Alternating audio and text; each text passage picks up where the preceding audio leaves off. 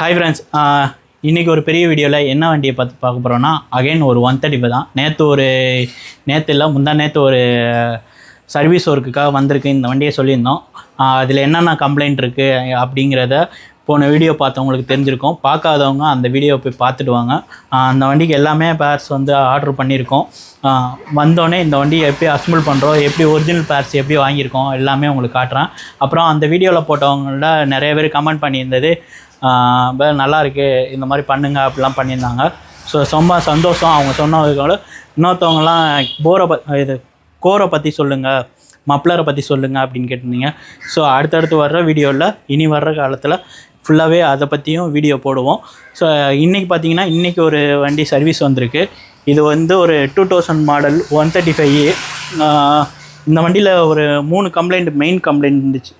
So first பார்த்தீங்கன்னா கஸ்டமருக்கு ஒரு 40-70 போயிட்டு ஹீட் ஆகிடுச்சின்னா வண்டி ரேஸ் ஆகுது அப்படின்னாங்க. அந்த ஒரு கம்ப்ளைண்ட்டும். ரெண்டாவது கம்ப்ளைண்ட் பார்த்தீங்கன்னா ஆயில் பம்பில் எப்போவுமே ஏர்லாக் ஆகுது அப்படின்னாங்க. அதுக்கு ஆயில் டேங்க் தான் ஃபால்ட்டு. அதை ரெடி பண்ணிட்டோம், செக் பண்ணி போனோம், செக் பண்ணோம், அது கரெக்டாகிடுச்சு. மூணாவது பார்த்தீங்கன்னா வண்டி ஒரு 40-50 போயிட்டு ஆஸ்லேட்டர் க்ளோஸ் பண்ணாங்கன்னா வண்டி வெட்டி இழுக்குது அப்படின்னாங்க. ஸோ அதுக்கு என்ன ரீசன் பார்த்தீங்கன்னா இந்த போரில் இருக்கிற மவுத்து தான். அதாவது இந்த 99 2002 வரைக்கும் வர்ற வண்டியில் எல்லாத்துலேயும் இந்த 135 வண்டியில் பார்த்தீங்கன்னா காயில் கம்ப்ளைண்ட்டும் இந்த போர் கம்ப்ளைண்ட்டும் மெயினாக இருக்கும். வண்டி ஒரு ஆர்பிஎம் கழுத்து லாக் ஆகும். அதே மாதிரி ஸ்லோப்பில் விடும்போது டங்குன்னு இடிக்கும். அதுக்கெல்லாம் பார்த்தீங்கன்னா இந்த மவுத்து தான். இந்த மவுத்தை நம்ம ஆல்ட்ரு பண்ணோம். ஸோ இந்த மவுத்தை ஆல்ட்ரு பண்ணும்போது ரீபோர் பண்ணணுமான்னு கேட்டால் ரீபோர் பண்ணி தான் ஆகணும். ஆனால் இந்த பிஸ்டன் நல்லா இருக்குது. இது லேத்தில் கொடுத்து பட்டறையில் கொடுத்து செக் பண்ணுவோம். இதில் கம்ப்ரஸர்லாம் கரெக்டாக இருக்குது அப்படின்னா இதே பிஸ்டன் யூஸ் பண்ணுவோம். அப்படி இல்லைனா பிஸ்டன் மாற்றி தான் ஆகணும். இந்த வீடியோ ஃபுல் வீடியோவாக இருக்க போது எல்லோரும் ஸ்கிப் பண்ணாமல் பாருங்கள். வண்டியை பற்றி சொல்லியிருந்தேன். இந்த வண்டியில் போர் கம்ப்ளைண்ட் இருக்குது. அடுத்த வீடியோவில் இந்த வீடியோ ஸ்கிப் பண்ணிடாதீங்க. அதே மாதிரி இந்த வீடியோ ஃபுல் வீடியோவாக இருக்க போகுதுன்னு சொல்லியிருந்தேன்.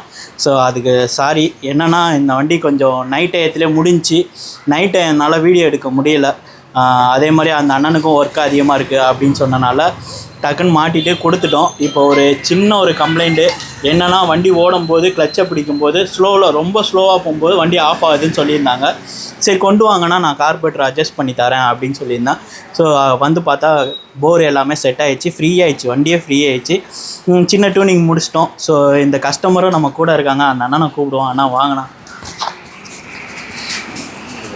வாங்கண்ணா, எப்படினாலும் வாங்கண்ணா. ஸோ அண்ணன் தான் இந்த வண்டியை கொண்டு கொடுத்துருந்தாங்க. சொன்ன கம்ப்ளைண்ட் எல்லாமே நான் சொல்லியிருந்தேன். வண்டி வெட்டி இழுக்கிறதா இருக்கட்டும், அதே மாதிரி பிக்கப்பாக இருக்கட்டும், பீட்டாக இருக்கட்டும், எல்லாமே ரெக்கவர் பண்ணி ஒரு சனிக்கிழமை கொடுத்தேன். இப்போது பார்த்தீங்கன்னா இன்றைக்கி செவ்வாய்க்கிழமை. அந்த சின்ன கம்ப்ளைண்ட்டுக்காக வந்திருந்தாங்க. அரெஸ்ட் பண்ணியும் கொடுத்தாச்சு. ஆனால் எப்படின்னா இருந்துச்சு நம்ம ஒர்க்கு? ஃபஸ்ட்டு அருள் பற்றி சொல்லணுன்னா அவர் கிளியராக லிசன் பண்ணுறாரு நமக்கு என்ன கம்ப்ளைண்ட் இருக்குங்கிறத. ஸோ அது போக அவரும் வண்டி ஸ்டார்ட் பண்ணோடனே இந்தந்த பிரச்சனைலாம் இருக்குதுன்னு ஐடென்டிஃபை பண்ணிடுறாரு. ஸோ இந்த அளவுக்கு ஒருத்தர் லிசன் பண்ணி அதை ரெக்டிஃபை பண்ணுறது இதுதான் ஃபஸ்ட் டைம் நான் எக்ஸ்பீரியன்ஸ் பண்ணுறேன். ஸோ நான் ரொம்ப வருஷமாக நிறைய வண்டி வச்சுருந்துருக்கேன். பட் அருள் அளவுக்கு நான் யாரையும் பார்க்கவே இல்லை இது வரைக்கும். ஸோ இந்த வண்டி வாங்குறது நிறையா ப்ராப்ளம்ஸ் இருந்துச்சு. ஸோ நிறையா மெக்கானிக்ஸால் சால்வ் பண்ண முடியாமலும் இருந்துச்சு. பட் அருள் எல்லாத்தையுமே கரெக்டாக ஃபிக்ஸ் பண்ணி கொடுத்தாரு. ஸோ மறுபடியும் செட் ஆன அப்புறம் மறுபடியும் ஒரு வாட்டி வருவேன். ஸோ வந்தப்புறம் இன்னும் பெட்டராக ஆக்கிடுவாருன்னு நினைக்கிறேன். தேங்க்ஸ். ஓகேண்ணா, தேங்க்யூண்ணா, ரொம்ப நன்றிண்ணா. ஸோ இதுதான் நம்மளோட ஒர்க்கு. என்னென்னா கஸ்டமருக்கு என்ன தேவை, அவங்க என்ன சொல்லி வராங்க, அந்த வண்டியை நம்ம ரெக்கவர் பண்ணுறதுக்கு எவ்வளோ டைம் எடுக்கும் எல்லாமே அண்ணன்ட்ட ஃபஸ்ட்டே சொல்லியிருந்தேன். இருந்தாலும் அண்ணன் கொஞ்சம் ஒர்க் இருக்குது, கொஞ்சம் அர்ஜென்ட்னாங்க. ஸோ பண்ணி கொடுத்துட்டோம். அண்ணனும் ஓட்டி பார்த்துட்டாங்க. இப்போ சொன்னதை நீங்களும் கேட்டிருப்பீங்க. உங்களுக்கு இது மாதிரி சர்வீஸ் பண்ணால் கொஞ்சம் டைம் எடுத்து வாங்க, டைம் கொடுங்க, நம்ம பெஸ்ட்டாகவே பண்ணித்தரலாம். இன்னொரு பெரிய வீடியோவில் சந்திக்கிற வரைக்கும் தேங்க்யூ ஆல்.